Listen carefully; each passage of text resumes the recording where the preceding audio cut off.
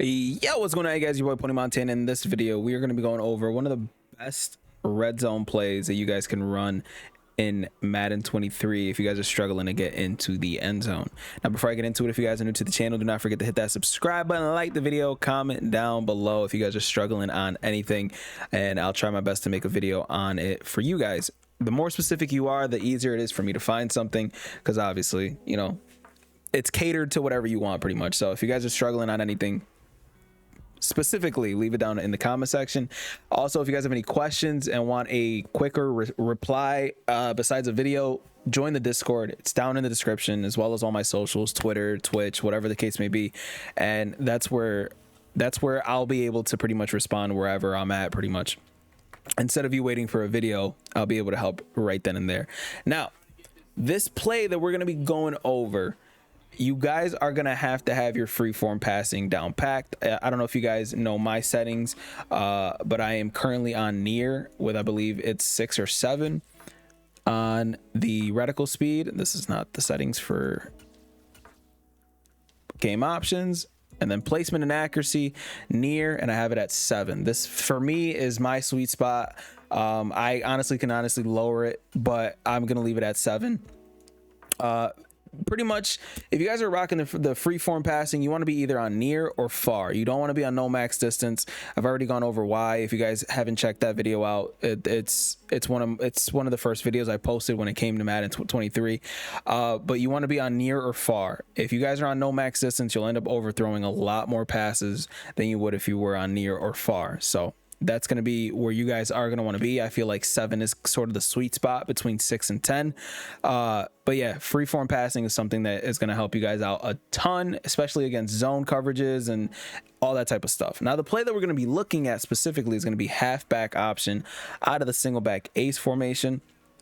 And before I do anything, this is going to be something that you guys are going to be able to find in other playbooks, but we are currently in the Buccaneers playbook. Now, the reason why I'm coming out in this specifically is because of the fade route, where if you can find another fade route coming from the tight end and you have another tight end on the opposite side, this is going to be a play that you guys are going to be able to utilize very easily in the red zone. It's going to make it a lot easier, especially if you're facing people who run zone in the end zone.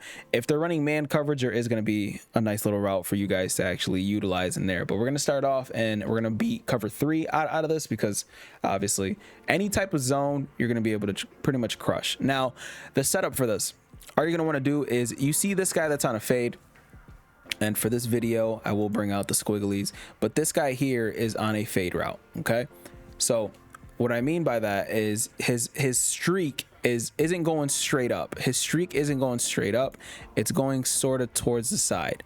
Okay, that's pretty much what the fade is doing. I don't know if it's going to showcase, obviously, and I obviously messed up my squiggles, but that's fine. It's going towards the left a little bit, while the one on the right side is going more towards the inside. What we want to do is take that opposite side of the faded one and put the opposite tight end on a streak. That's going to create way better separation, and this honestly is going to double as a pretty decent cover 3 beater. Like, if I back this up and I run this play specifically, it's gonna torch this cover 3. Why? Because the safety is not going to have a spot to choose, and you're going to be able to throw that. Okay, and you know what? Horrible tight end. Just gonna sit there. We're just gonna go all the way back up. We're just gonna go back up because he dropped it. But again, we're within the 15-yard mark, where a lot of people are struggling to move the ball, and that fade is gonna work great for you guys. Obviously, especially if you guys are on Madden Ultimate Team, you guys have 2 decent tight ends, this is going to work very well. So all you're going to do is put that opposite side tight end on a streak, and then the same side as the fade, you're going to want to put a curl or a comeback route. I'm just going to put a comeback route for this. The reason being is just in case they're running man coverage. You want more than one option to throw to if they're running man coverage. And right now we kind of have 2. We have a dig route coming from the right side with Cole, and then we have the comeback route that we're going to be able to utilize if your freeform passing is good. If it's not good, please don't use this route.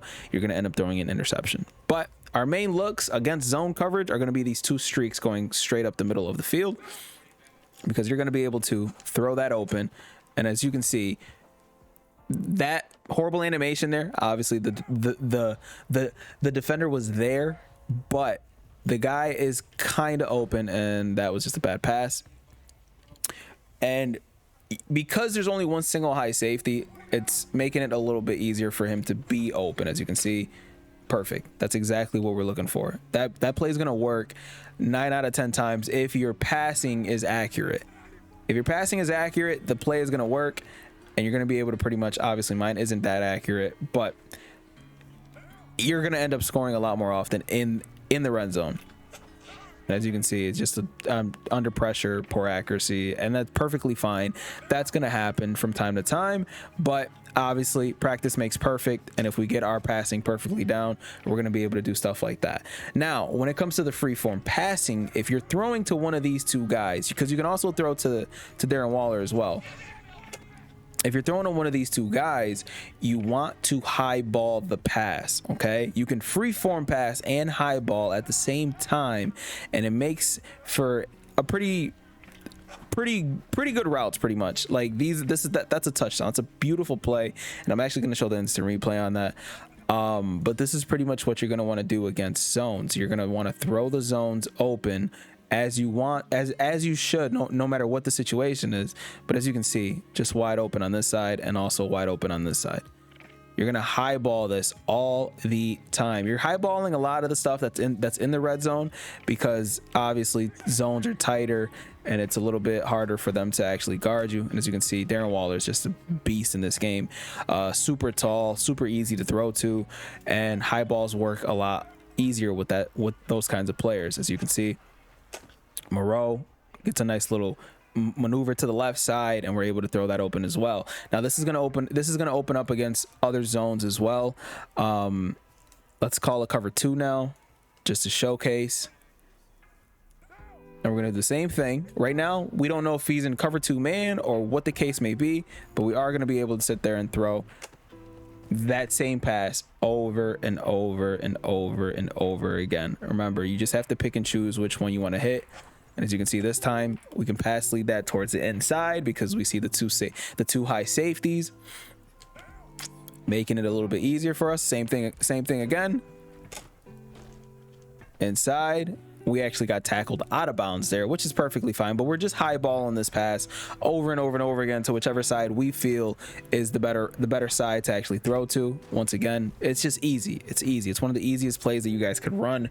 Because of that fade, it gives you the option to pretty much pass lead whichever side you want. As you can see, another one. You just can't stop it. Now, if they are in man coverage, it does get a little bit trickier, because you are going to want to make sure that your comeback route or your dig route ends up open. And then at the same time, if they're pass leading inside, now that was a horrible play by me. That was a bad pass lead by me. But if you have the separation on the inside with the fade, you're going to be able to pass lead that up. I actually did not I didn't change the play, but let me change the play real quick to man coverage. But if you have that inside leverage, you're going to be able to pass lead that inside as well without having to change or wait for one of those other plays to open up. So inside leverage, and boom, we're able to hit that immediately up the seams for a touchdown. Now you have to make sure that you're making your reads fairly quickly here, because obviously a lot of people they get stuck trying to wait for things to open up. But obviously, if you have that inside leverage on these seam streaks, you're going to be able to hit those easily for touchdowns, especially if you're possession catching, to make sure that you're getting your hand on the ball. Now, one thing that I do want to showcase, let me make sure that we are in a man coverage with no pressure. One thing that I do want to showcase are these comeback routes. Okay, these comeback routes are actually really, really good this year, but you have to make sure, as you can see, perfect. Now, a lot of people are gonna love that, because it's just a football concept that a lot like that's sort of like that back shoulder throw type of situation, but it's a comeback route, so he's already coming back towards it, and this destroys man coverage. As you can see, like, there's nothing that he could do about that. Now, I know that that's Devontae Adams, but it's just that good of a route. I'm going to try to run it the same side with Cole Sr. And we're going to put everybody to block here, because these are your safety blankets here. Okay? These are simply your safety blankets. He didn't even run his route. I'm gonna show the instant replay on that, so you guys don't think it was just like some crazy fluke. He legit just went all the way back to the end zone. So that's why these are your last resort routes, because look, he didn't even come back for it. He literally ran a corner route. He ran a deep corner. And that's not what we want. That's exactly why that Devontae Adams side is actually the better route to run this on, because, hey, why not? But since this is a zone, we're going to highball it under pressure, unfortunately. But this is pretty much the play. Let me reset that. This is going to work against every single coverage pretty much. And as you can see, we're there, and they can't intercept that. There's just no way that they can intercept that unless they user that, because you have two separate routes that you can throw to during Waller this time. Absolute lasers. Obviously, the taller the tight ends, the better it is for your player to actually get that ball in there. But as you can see, this play is absolutely money. My name is Pony Montana. If this play helps you get into the end zone a few more times, leave a like, subscribe if you guys are new. And yeah, that's pretty much it. My name is Pony Montana. I'll see you guys in the next one, man. As always, 2 fingers, deuces, and peace out, you guys.